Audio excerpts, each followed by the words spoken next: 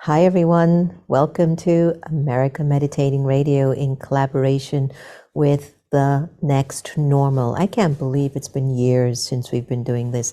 I'm ready for something new. And for me, what I mean by new inside of me, like I really want to become one of my best therapists for me. That means paying attention to my thoughts, my feelings, the words that I speak, the way I sit, the way my body language is sort of expressing what are these deep-rooted recordings in my spirit. I hope everyone's doing exceptionally okay. And if there's a storm that's come to teach you something, congratulations. You're on the path of growing, and maybe it's paving a way for you to let go of something you don't need.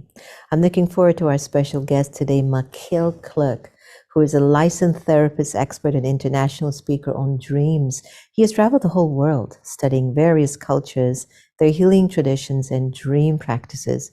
Machiel's new book is titled Dream Guidance, Connecting to the Soul Through Dream Incubation. He joins us to discuss dream incubation, an ancient practice that has been used by cultures throughout history, and provide practical information on how dreams can help us in all areas of our daily lives. Machiel is also the founder of the online organization Jung Platform, and please welcome Machiel Klerk to our show. Welcome, so nice to have you. Thank you. It's such a pleasure to be here, Sister Jenna. I've been looking forward to it. Okay, me too. So let's talk about you. What spurred your interest in studying and researching dreams? To tell you the truth, I love dreams. Half of them I can't remember anyway. But, you know, every time I get a dream, everyone, I get this feeling as if it's signaling something to me. Either something is coming or I missed something and it says, you need to pay attention to that. I mean, what was it that got you onto this particular path? Well, I love that you have that experience, and I think that that applies for all of us, whether we know it or not. And for many years, I didn't know that there was something in us that spurs us and encourages us to become our best self, or points out where we walk into limiting beliefs or defense mechanisms, wounds. And in my early 20s, I discovered the works of Carl Jung that opened me up to the world of dream. And before that, I was stuck. I was in a one-way street. I hadn't dealt well with the grief and loss about the death of my father at the age of 10. So that had stacked up together with other not helpful patterns. In my early 20s, I was somewhat depressed, lack of purpose. And then the dream started to show me, hey, this is what you do that is very unhelpful. Pointed out things that didn't work well. And here are characters that embody future potential. And if you go that way and connect with it, you can get reconnected to a sense of soul and purpose. And so that spurred me on, and I kept on hanging to the thread of dreams. So from your research and extensive experience, what are dreams? Why do we even have them? Well, it's a great question, and it touches upon at the beginning of the end of the story. It's a mystery, but what we do see is that dreams appear to be a combination between our own mind and the larger mind, or our own awareness and the large awareness, and they co-create a world, a reality that we find ourselves in at night. And that reality reflects back the state of our soul or our mind. And at the same time, the larger awareness brings in information that is new to us. And it's almost like it pre-configures the direction that we grow into. And that is what we know that the experience of dreaming is. Interesting. You know, I think everyone dreams, right? Right. 2-3 hours a night. Wow. Well, why is it that sometimes, like, I just don't remember, like I said earlier, I don't remember some of my dreams. Yeah. Why does that happen? And why is it that some dreams just, I wake up and I could write a book on them? Yeah. Usually, the dreams that are deeply emotional stay longer. Yet, what happens strangely or interestingly enough is when we go to bed and we fall asleep, our short term memory stops working or goes offline. So, we have 2 or 3 hours of experiences where we meet dream neighbors and dream crocodiles and dream Mhm. countries. And yet, we wake up and we don't know about it anymore. So, for some reason, we have all kinds of experiences that we don't know, and only what we know is, yeah, from the neuroscientific part, is our short-term memory doesn't work. That is why we don't remember them. Oh, interesting. I have to say, have you ever had those dreams where you felt like you were flying? I Yes. mean, I love those. And so many times I'm walking and I just say, come on, you can do it. Just start flying, just start flying. And I Yeah. don't get the same emotional feeling I get in the dream. But I've heard a lot of people have dreams of them flying. What is that connected to? Yes, it is indeed. In research, it showed that it's one of the 12 most common dream themes. And people fly in all kinds of different ways. Some people are in an airplane, but a lot of people just fly like this, or like Superman, or swim, fly. Uh, People fly in different ways.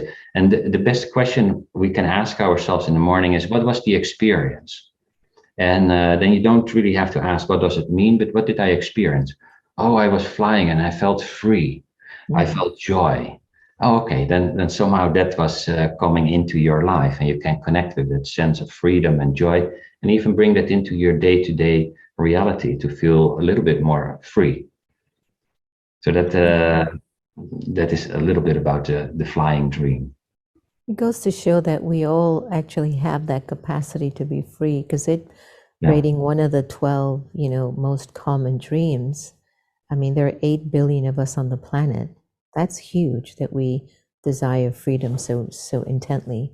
Carl Jung has been a really big influence in your life. What's Yes. been the connection between young dreams and your work? Jung wrote extensively about all kinds of subjects, shadow work, synchronicity, archetypes.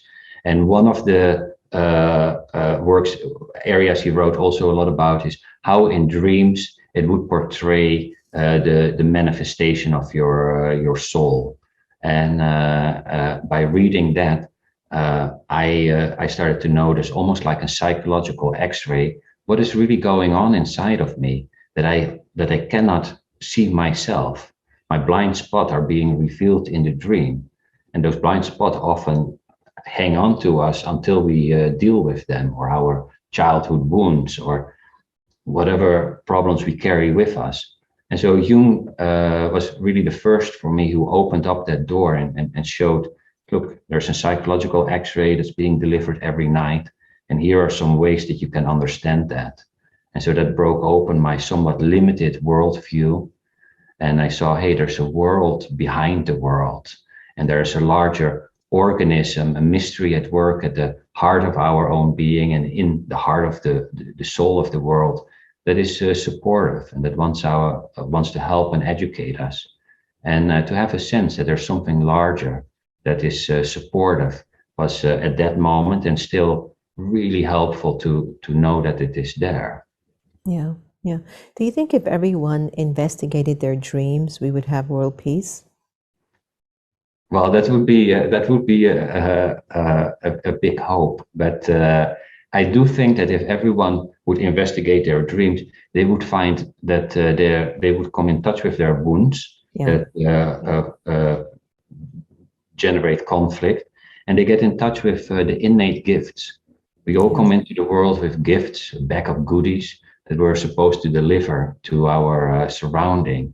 And the more we, each individual delivers their talent to their surrounding, the more we create a mosaic Yeah. of contributions that creates a better society. Well, that's why I asked, because you said, the dreams can really take me to a place of healing myself. And the reason why there's so much conflict is that hurt people hurt people. Yeah. And so Yeah. if I could only take the time to investigate more, what are the memories? What are the experiences that I'm carrying? Maybe if I just took some time to heal them or put them in proper perspective, I won't have to give anyone that I love sorrow, especially our planet. And maybe that's your dream incubation. You've got this ancient practice of dream incubation, and I'm not very versed on what it is, and I would love if you could educate me more on what it is and how do we use it. It's a very ancient technique that comes back in almost any spiritual and religious tradition, in which people ask their dream for support and guidance by asking a question before they go to sleep, and then they have a dream that answers their question, and then they can go further. And this has come back in Islam, African shamanism, the oldest Gilgamesh. We've seen it in the Hindu tradition and Tibetan Buddhism, and it's relatively simple. Create a good question. Do a personal ritual in which you invite the mystery source to come in and help you through the dream. Come up with an answer. Whether you want to know, how can I be more loving to myself? How can I, what else can I eat that's good for my body? But also questions that have to do with, how can I be better at my work, or can I grow my business so that more people benefit from it? Questions that are relevant to your soul and your life path. It seems that something inside of us or outside of us likes to help and can do that through dreams. I like that. I'm going to try that tonight. I was just thinking of my question. What would my question be? So is the mystery source, is that God, or is it like avatars? Is it angels? I mean, I would connect to my source of God, which is an energy of light and the supreme being, which I believe is the father and the mother of all souls. So tonight when I go to bed, I will ask my question to God, who I call Baba, and then I fall asleep, and then when I wake up, I get the answer, or in the dream, I'll get the answer, or both.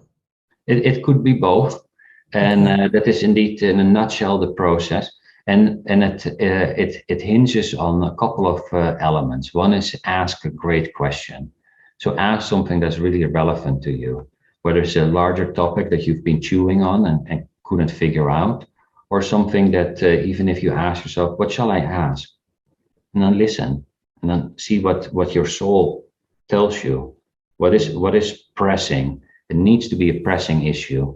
If you would ask, what did my neighbor have for dinner last night, your dream is not interested. But if it's a soul question that is on your, really in your heart, and then write it out, because somehow we, just like we forget the dream in the morning, we often forget the dream in the question in the evening, or the exact phrasing, because the dream answers the question. So you want to know, how can I solve this problem versus what is the cause of this problem? And in the morning, what was it? So write it out and make it a simple question, one question at a time, open-ended, that allows the mystery, God, the light, whatever name we give to the mystery, to come to you and give you support. And I'm convinced, and all these traditions and my experience, convinced that it is willing to help. Yeah, very good, very good.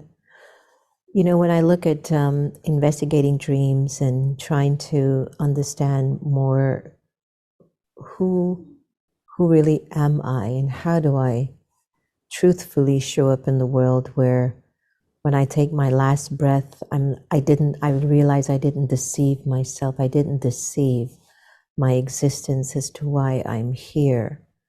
So when we're looking at dreams, do they help us in our day-to-day life? I mean, do you have a method that you would suggest that could help us move along better? Yeah, I would even make the claim that dreams are the most practical things we can do for our day-to-day life, to work with our dreams. And that is because in the dream there are energies, characters that either show where the problem is, or almost like the rose seed wants to become a rose, the human soul wants to flourish. And in the dream, it pre-configures the direction that the energy of life is going. So you can see, hey, this dream is flowing in this direction, or this character shows up. Let me see if I can connect with that character. And then instead of asking in the morning, what does this mean? Which often requires some knowledge of symbols and structures, you can ask the question, what is happening? And what is happening is then you can say, oh, I am doing this. I'm driving in my car. I see someone, I see a tiger. I get scared. I back out. Hey, where in my life am I going along? Do I see something that's frightening me and I back out? Do I recognize that pattern? Because these patterns we usually can find. And sometimes it is also possible just to draw the dream character, talk to the dream character, ask it. Maybe you met a dream crocodile and you think, gosh, today I need to confront my boss.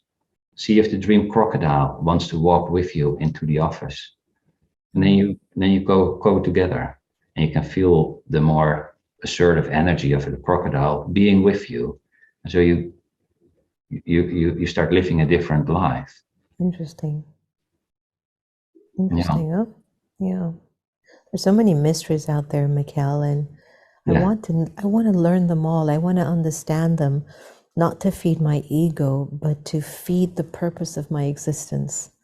You know, there's just so much to understand and to feel and to sense and to live through. You know, our world is in quite a condition right now. I don't know if it was the pandemic or it's just what it is, but mental opportunity issues are on the all-time high, and people aren't feeling so good internally at a thought level. And I know you are a licensed mental health practitioner. When you work with your clients, is dream work a very large part of your sessions? It depends a little bit.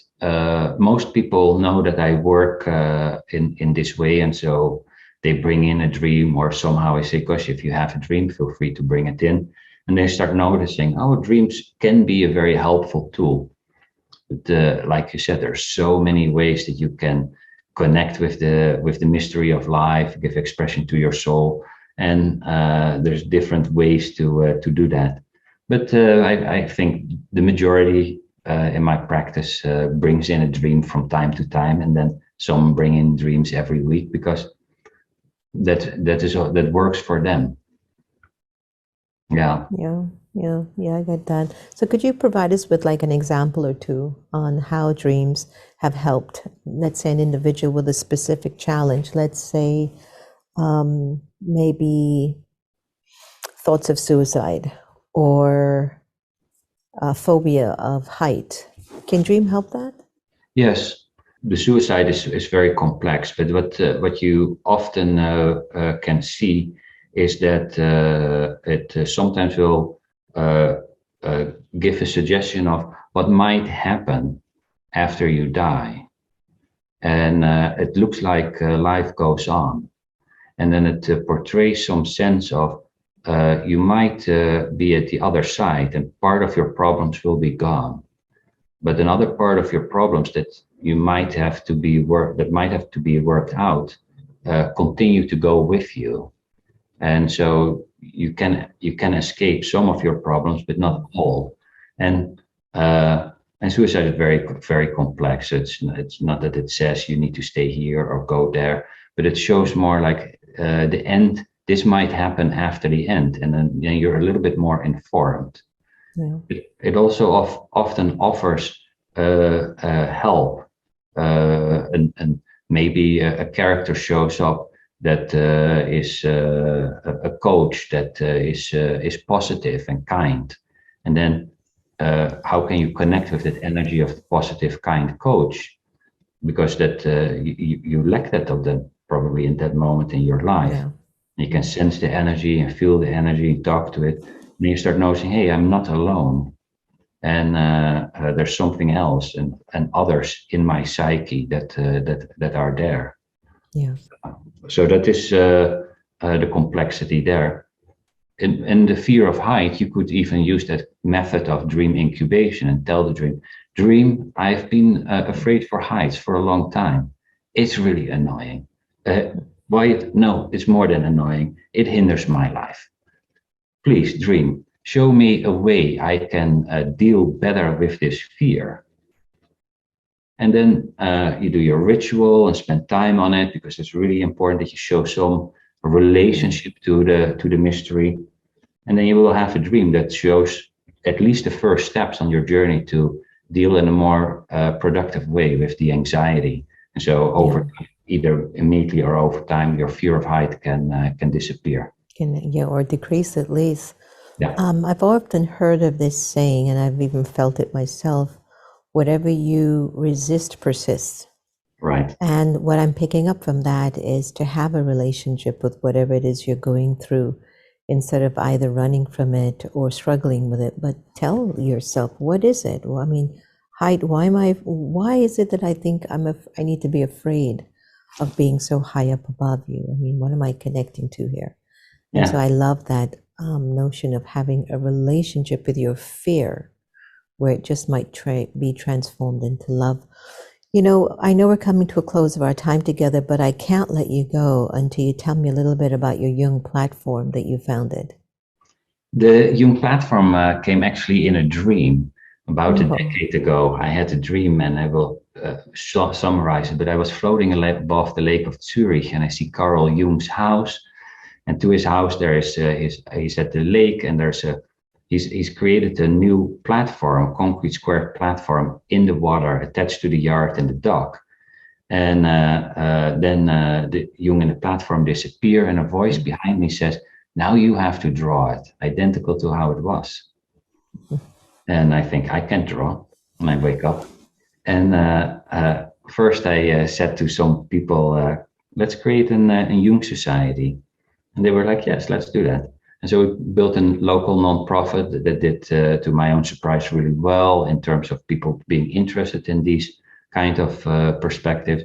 And then I created an online organization, the Jung Platform, where we provide Jungian psychology, like shadow work and synchronicity, but also African shamanism, Rumi, and any tradition that takes into account that there's another world and how we can relate to that world.